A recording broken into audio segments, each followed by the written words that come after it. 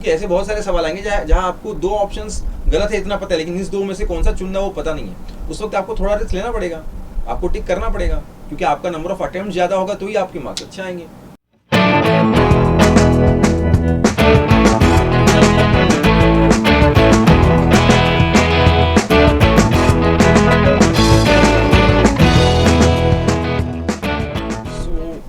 ये जो वीडियो आप लोग देख रहे हो, ये देखने से पहले बहुत इंपॉर्टेंट है कि आप इसके पिछले वाला जो वीडियो है वो देखिए।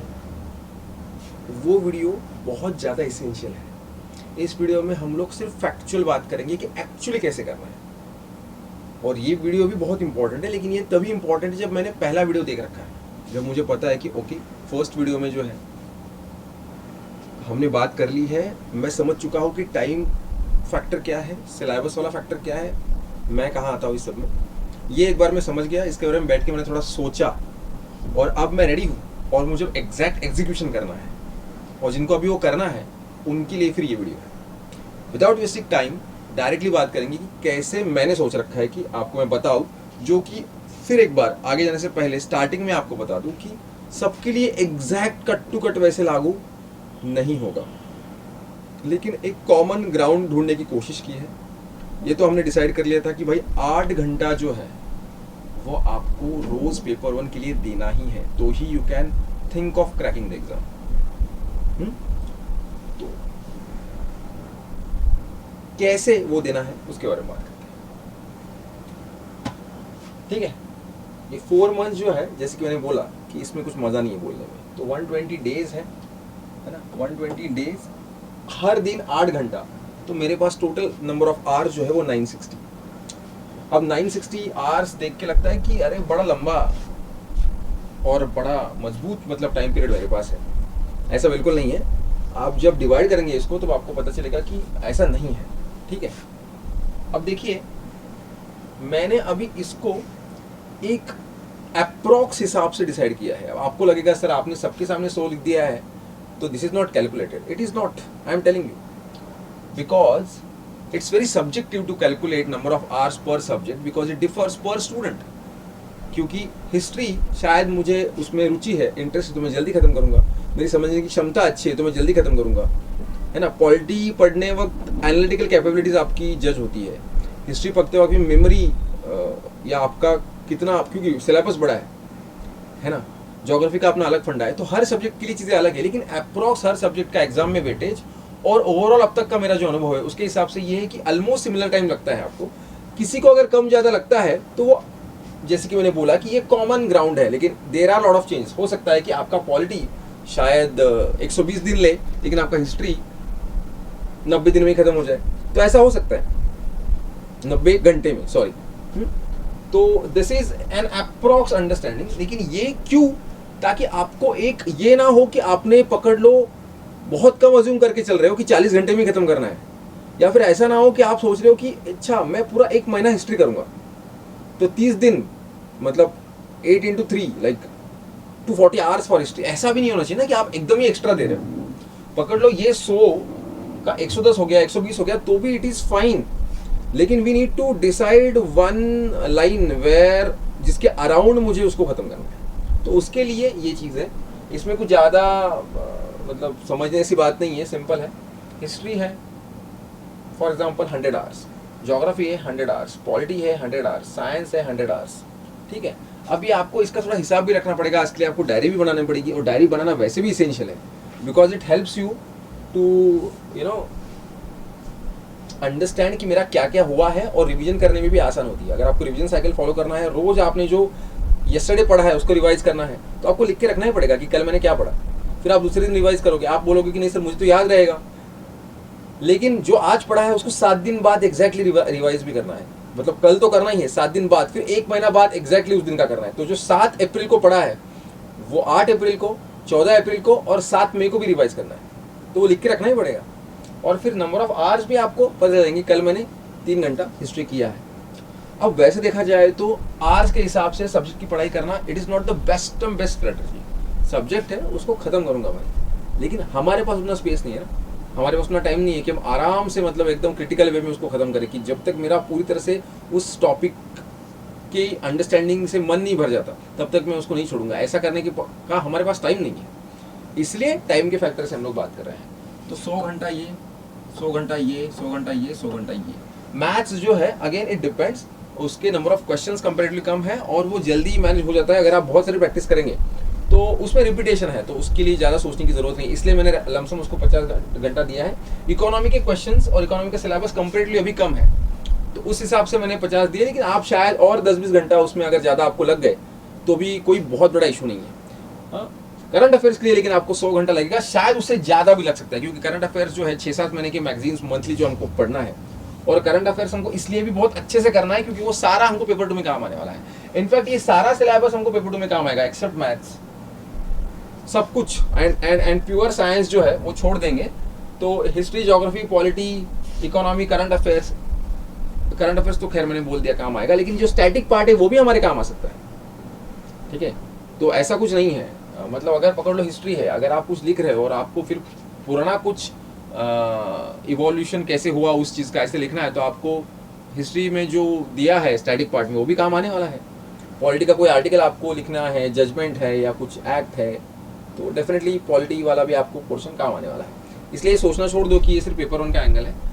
तो इसलिए मैं आपको बोल रहा हूँ कि ये मैंने एक अप्रॉक्स फिगर्स डाली है, इसके आगे या पीछे हो रहा है तो अच्छा ही आपका जल्दी खत्म हो गया, लेकिन फिर वही बात है कि जल्दी खत्म हो गया मतलब कितना मैंने किया, जो किया वो सफिशिएंट है क्या, और जो किया वो सारा मुझे याद है क्या, राइट। तो ये सोचना बहुत जरूरी है। उसके लिए क्या क्या करना है ये मैंने कर दिया। आप बोलोगे सर ये तो 400 घंटा, ये 500 और ये 600, अभी 360 घंटा बाकी है,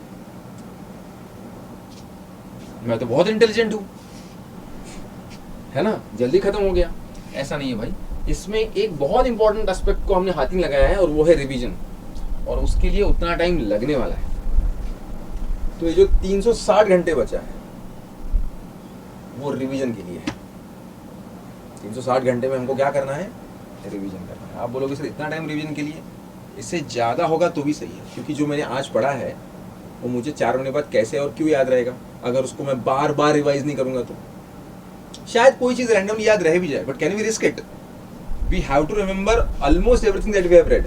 और ये हम इसलिए बोल रहे हैं क्योंकि पकड़ लो इतना सिलेबस है, अलॉन्ग विद करंट अफेयर्स वो इतना हो जाता है, तो इतना हम लोग कवर ही नहीं कर पाते। हम कवर इतना ही कर पाते हैं, तो हम लोग इस ताकत से एग्जाम में नहीं जाते कि भाई मैंने सारा सिलेबस कवर किया है। हम इस ताकत को लेकर एग्जाम में जाते हैं कि जो मैंने किया है वो मुझे ढंग से आता है, और उसके बेसिस पे और थोड़ा लॉजिक के बेसिस पे और थोड़ा उस बेसिस पे मैं एग्जाम को निकालूंगा पेपर 1 में एटलीस्ट। क्योंकि ऐसे कितने सारे सवाल आएंगे, आपको लग रहा होगा कि ऐसे क्यों बात कर रहे हैं कि उस बेसिस पे मतलब क्या तुक्का मार के, क्योंकि ऐसे बहुत सारे सवाल आएंगे जहाँ आपको 2 ऑप्शंस गलत है इतना पता है, लेकिन इस 2 में से कौन सा चुनना वो पता नहीं है। उस वक्त आपको थोड़ा रिस्क लेना पड़ेगा, आपको टिक करना पड़ेगा, क्योंकि आपका नंबर ऑफ अटेम्प्ट ज़्यादा होगा तो ही आपके मार्क्स अच्छे आएंगे।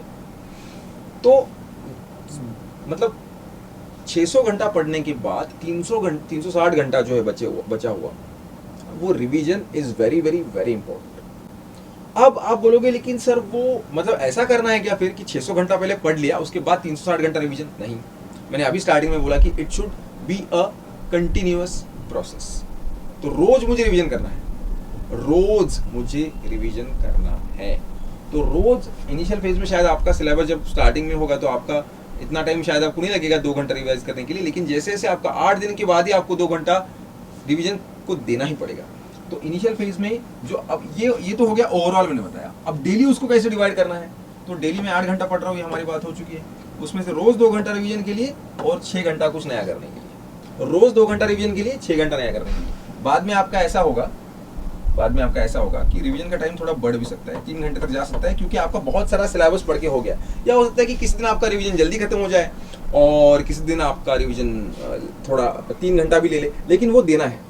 फिर आप उस दिन 5 ही घंटा दे दो नया कुछ पढ़ने के लिए, ठीक है, उस केस में। लेकिन हमको फिर भी ये करना है, एब्सोल्युटली हमको ये करना है। Revision is must, it should happen every day. जो कल पढ़ा वो आज रिवाइज करना है, जो कल पढ़ा जब पढ़ा उससे एग्जैक्ट 7 दिन बाद रिवाइज करना है, और जो जिस दिन पढ़ा है उसके एग्जैक्ट 1 महीने बाद भी रिवाइज करना है। और ये साइकिल चलते रहेगी। और इसलिए डायरी में चीज़ें मेंशन करनी है, क्या मैंने पढ़ा, कितना घंटा पढ़ा, ठीक है। तो इस तरह से आपको जाना है। अब पकड़ लो सर 2 घंटा आपने रोज रिवीजन को दे दिए, फिर भी 240 आवर्स हो गए, है ना। अगर 120 दिन की बात है, रोज 2 घंटा में रिवीजन को दिए थे तो 240 आवर्स, फिर भी 120 आवर्स हमारे बच जाते हैं। ये बच जाते हैं बोलने की बात है, कुछ बचता नहीं है वैसे तो, लेकिन हमको भी कुछ चीज़ें सेफ साइड रखनी पड़ेगी। हो सकता है कि ये जो सारे सब्जेक्ट्स का टाइम पीरियड हमने दिया है उसमें से इस सब्जेक्ट के लिए थोड़ा ज़्यादा टाइम पीरियड लग जाए, तो उस केस में 120 आवर्स का कुछ हिस्सा वहाँ चला जाएगा। फिर आप मॉक टेस्ट सॉल्व करोगे। मॉक टेस्ट सॉल्व करना is very very important part. उसके लिए आपको कुछ घंटे निकालने पड़ेंगे, उसके बारे में आपको बताता हूँ। लेकिन उसके अलावा और एक चीज़ ये है कि ऐसा हो सकता है ना कि किसी दिन बिल्कुल भी नहीं हुआ है पढ़ाई, या कुछ कहीं बाहर जाना पड़ा, कुछ हेल्थ इशू है, कुछ प्लस माइनस हो गया, तो we have to keep that cushion, right. तो ये मत सोचो अरे सर फिर भी 120 घंटा रह गए, हम तो बहुत, ये टाइम बचता ही नहीं है, ये सिर्फ बोलने की बात है। इस 120 घंटे में भी हम क्या बोल रहे हैं कि कुछ मॉक टेस्ट के लिए आपको साइड में निकालना पड़ेगा, कुछ ऑलरेडी जो मैंने ये दिया हुआ है इसमें ज़्यादा समय लग सकता है, उसका कुछ समय वहाँ जाएगा। और आप बोलोगे सर मॉक टेस्ट कौन सी बड़ी बात है, अगर हफ्ते में 1 भी देते हैं 2 भी देते तो भी 1.5 घंटा तो पेपर हम सॉल्व कर लेते हैं। ऐसा नहीं होता है। मॉक टेस्ट सॉल्व करना ये एक इम्पॉर्टेंट चीज़ इसलिए है, क्योंकि जब आप मॉक टेस्ट सॉल्व करते हैं तो पकड़ लीजिए आप 1.5 घंटे में क्वेश्चन पेपर तो सॉल्व कर देते हैं, पकड़ लीजिए अगले आधे घंटे में आपने आंसर चेक करके अपने मार्क्स भी कैलकुलेट कर लिए, जो भी होगा, ठीक है। और आपको लगता है कि यहाँ काम हो गया, हाँ, आपने काउंटिंग किया, ये एक्चुअली क्वेश्चन पेपर सॉल्व किया, यहाँ काउंटिंग किया, हाँ, निगेटिव पॉजिटिव क्या है और आपको मार्क्स मिल गए। इसके बाद उस क्वेश्चन पेपर का एनालिसिस करना कि मेरे कितने सही आया है। अच्छा, तो वो जो सही आया है उसमें से सारे सही मुझे पता थे इसलिए सही आया है, या मैंने तुक्का मारा है। अगर मैंने कुछ जगह तुक्का मारा है तो तुक्का मारते वक्त मैंने क्या सोचा तब वो सही आया। अरे यहाँ भी तो मैंने तुक्का मारा था लेकिन ये गलत आया, इसका मतलब मेरे सोचने का तरीका गलत था। अच्छा, तो क्या गलत हुआ? ऐसे कौन से सवाल है जो मुझे नहीं आए, वो कहाँ है किताब में, तो वो किताबें लेके बैठना, वो खोलना, उसके आसपास का पढ़ लेना, this is also process of revision. तो मॉक टेस्ट सॉल्व करने में भी आपका बहुत सारा समय जाने वाला है, और इसलिए जो एक्स्ट्रा 120 घंटा दिख रहा है वो एक्स्ट्रा कुछ है नहीं, वो बस नाम के लिए एक्स्ट्रा है। उसमें बहुत सारे काम आपके पेंडिंग है, कुछ ना कुछ आपका चलते रहेगा हमेशा। और जैसे कि मैंने बोला कि देयर आर हायर चांसेस कि जो मैंने टाइम डेडिकेट किया है हर सब्जेक्ट के लिए उससे ज़्यादा समय आपको शायद लगे। तो ये सारी बातें आपको करनी है, और रिवीजन करना और टेस्ट सीरीज सॉल्व करके उसका एनालिसिस करना। जितने ज़्यादा क्वेश्चन पेपर्स आप सॉल्व करोगे, सेक्शनल टेस्ट है, फिर फुल लेंथ टेस्ट है, जितने आप ज़्यादा सॉल्व करोगे, PYQs भी आपको सॉल्व करना है, उतना आपके सिलेक्ट होने के चांसेस मैक्सिमम है। ट्रस्ट में, कम से कम 100 क्वेश्चन पेपर्स तो आपको सॉल्व करके जाना है, कम से कम 100। Then you can think of getting into the list. तो ये है भाई बात पेपर 1 की। पेपर 2 के बारे में एक्चुअली मैं बात कर चुका हूँ, लेकिन फिर भी now that is part of the process, let's talk about it in brief. एकदम ब्रीफ में मैं बात करता हूँ। पेपर 2 के केस में जैसे कि मैंने बोला है कि मिनिमम आपको रोज 2 घंटा देना है, मिनिमम। अगर आपको लगता है कि नहीं आज थोड़ा फ्लो में है और मैं तो ज़्यादा भी समय आप दो, बिल्कुल अच्छी बात है। और इसमें आपको करना क्या है, पहली बात तो राइटिंग शुरू करनी है। Paper 2 is not about reading stuff, it's about taking a page and pen and start writing. Let that be from a basic topic. हमेशा मेरा यही बोलना है, एक बेसिक टॉपिक लेके लिखना तो शुरू करो। और दूसरी बात क्या है, उसको रिव्यू करो। और रिव्यू आप नहीं करना है, किसी को देना है रिव्यू करने के लिए। और यही फिर एक बार टेस्ट सीरीज का रोल आ जाता है। इसलिए मैं बोलता हूँ सामने से कि even though you don't join the classes, if you want you can join the classes. I am myself teacher ABKS, लेकिन test series is very essential. Without test series you can not get good marks in paper 2। Paper 2 में maximum score कितना हो सकता है, उसके लिए मैंने एक वीडियो बनाया है, please go through that video. उसमें मैंने बताया है कि एक एवरेज मार्क्स, एवरेज स्टूडेंट भी with good preparation can get up to 85। लेकिन थोड़ा और टॉप नॉच परफॉर्मेंस लाने के लिए, 100 मार्क्स लाने के लिए भी उसी वीडियो में मैंने बताया है कि एक एक्सेलेंट स्टूडेंट क्या कर सकता है और कैसे वो बेस्ट मार्क्स ला सकता है। तो ये आपको सोचना है। अभी बस टाइम पीरियड के बारे में हम लोग बात करें तो पकड़ लिए 2 घंटा अगर मैं रोज बैठ रहा हूँ तो 120 दिन मतलब 240 आवर्स मैं पेपर 2 के लिए दे रहा हूँ। अब इसमें कुछ एग्जैक्टली इसका डिवीजन जो है वो इम्पोर्टेंट नहीं है, लेकिन हमें यह समझना है कि इन 240 घंटों में मुझे सबसे इंपॉर्टेंट ऐसे आर्ग्यूमेंट और रिपोर्ट राइटिंग की जो स्किल है उसको गेन करना है। ठीक है, सच देखा जाए तो एवरी डे 2 आवर्स कभी कभी मुझे लगता है पेपर लिख काफ़ी नहीं है, लेकिन फिर 10 घंटा is limit of may be an average student जो रोज़ पढ़ता है। तो इसलिए मैंने चलो ठीक है आप उस डिपेंड करो, लेकिन वो 2 घंटा पेपर टू छोड़ के और कुछ नहीं फिर। ठीक, और वो भी राइटिंग पे ज़्यादा ध्यान आपको देना पड़ेगा, तभी आपका जो है परफॉर्मेंस अच्छा होगा। तो एसे राइटिंग, आर्गुमेंट राइटिंग और रिपोर्ट राइटिंग के लिए इसमें से मैक्सिमम टाइम आपको देना है। जो प्रेसी और कॉम्प्रहेंशन है और जो ग्रामर वाला पोर्शन ये भी इंपॉर्टेंट है, लेकिन ये जल्दी कवर हो जाएगा। प्रेसी हिंदी मीडियम वालों को थोड़ा सा दिक्कत जाता है क्योंकि 1/3 जो करना होता है, सारांश लेखन हम जिसको बोलते हैं, लेकिन विद प्रैक्टिस आप ये कर पाओगे। प्रेसी और कॉम्प्रहेंशन के बारे में थोड़ा सा आसान इसलिए मैं उसको बोलता हूँ क्योंकि उसके regarding input already question paper में दिया हुआ है, उसको देख के आपको 1/3 बनाना है। कॉम्प्रहेंशन के क्वेश्चंस पैसेज को पढ़ के सॉल्व करना है, so it's not that tough. हाँ, ग्रामर पे आपको डेफिनेटली काम करना पड़ेगा, बट इट इज मैनेजेबल। लेकिन ये जो 3 एस्पेक्ट है, एसे राइटिंग, आर्गुमेंट राइटिंग और report writing, these are very very very essential. इस पे जितना आप ज़्यादा टाइम स्पेंड करोगे, जितना आप ज़्यादा प्रैक्टिस करोगे, दैट इज बेस्ट। तो टेस्ट सीरीज में पेपर लिखो, रोज लिख के देखो, कोई आपका भाई दोस्त जो भी कुछ होगा उसको दिखाओ, उससे चेक करवाओ, वो लूपहोल्स बताएगा, उसको इम्प्रूव करो। But you have to work like that on paper too. And again I am telling you, यहाँ से मैं बोलता हूँ 240 hours sometimes I believe is not enough for paper 2, but then minimum you should give these many hours to paper 2। और उसमें भी आपको क्या करना है फिर, ऐसे आर्गुमेंट और रिपोर्ट के लिए सबसे ज़्यादा समय देना है। आई एम नॉट डिसेक्टिंग कितने नंबर ऑफ आवर्स, क्योंकि वो फिर मैं अगर ये बोल दूँ कि भाई अरे चलो कोई बात नहीं, आप एक काम करो 200 घंटा इसी को दे दो, फिर 40 घंटे में ये खत्म होगा कि नहीं होगा किसी का मुझे पता नहीं है, तो ये बोलना गलत है। इसलिए मैं यहाँ टाइम का कुछ ये नहीं कर रहा हूँ। मैं बस आपको ये बोल रहा हूँ कि रोज़ 2 घंटा आप पेपर 2 के लिए दो। आपको एक अंदाज़ा आ जाता है कि अच्छा अब मैं इतने दिनों से ऐसे लिख रहा हूँ तो मेरा ऐसे का स्किल थोड़ा ठीक हो गया, तो अभी मैं आर्गुमेंट राइटिंग की तरफ बढ़ सकता हूँ, फिर रिपोर्ट राइटिंग की तरफ बढ़ सकता हूँ। आपका एक बार वो हो गया तो फिर आपको बैक टू बैक लिख के भी देखना है, ऐसे ही रिपोर्ट आर्गुमेंट।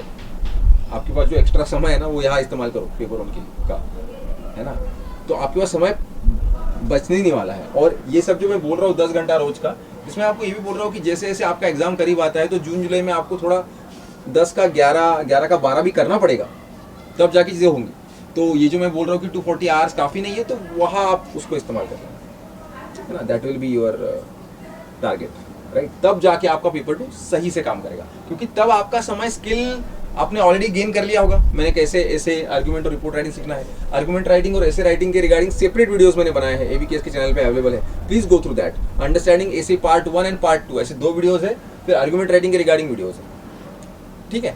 तो प्लीज गो थ्रू दैट, कि फिर आपको समझ में आ जाएगा कि कैसे उस पर काम करना है। तो एक बार स्किल गेन कर लिया, उसके बाद लेटर हाफ में आपको सिर्फ बैक टू बैक लिख के टाइम के साथ विद इन टाइम पीरियड उसको लिखने की कोशिश करना है, क्योंकि 3 घंटे में हमको 4 ऐसे, 2 आर्गुमेंट, 2 रिपोर्ट और ये सारा खत्म करना है। तो इसलिए टाइम की प्रैक्टिस करना भी बहुत इसेंशियल चीज़ है। तो पेपर 1 और पेपर 2 का इस तरह से रोज थोड़ा थोड़ा प्रैक्टिस ऐसे पेपर 2 का होना चाहिए रोज। रोज 2 घंटा बोल रहा हूँ मैं, ऐसे नहीं कि बाद में 240 आवर्स। अगर किसी के दिमाग में डाउट होगा कि सर पहले 960 घंटे खत्म कर ले, रोज 2 घंटा, क्योंकि जो मैं पढ़ता हूँ फिर मैं उसको इस्तेमाल भी करता हूँ ऐसे लिखते वक्त। तो वो मेरा चीज़ों को जब मैं इस्तेमाल करता हूँ, जो मैं पढ़ता हूँ उन चीज़ों को जब मैं इस्तेमाल करता हूँ पेपर 2 में, तो वो याद रहने की प्रक्रिया सुलभ होती है, आसान होती है, याद रहता है जल्दी से, इसलिए उसको करते रहिए। तो इस तरह से हमको पेपर 2 का काम रोज 2 घंटा मिनिमम जो है आपको करना है, और इससे आशा करते हैं कि आपका बहुत अच्छा परफॉर्मेंस एग्जाम में निकल के आएगा। So this is how you have to work on your 4 month execution plan, जिसके बारे में हमने ओवरऑल जो है अभी बात किया। इसके अलावा आपको कोई भी शंका है, कोई भी डाउट है, आप प्लीज़ कमेंट बॉक्स में बताओ, और आप जो है जो कुछ डाउट पूछोगे उसके बेसिस पे अगर हमको लगता है कि और कुछ हम लेके आ सकते हैं आपके लिए, तो ज़रूर हम लेके आएंगे, ठीक है। तो this is how you should plan. Let me know if you have got any doubts, right. Till then all the very best, okay.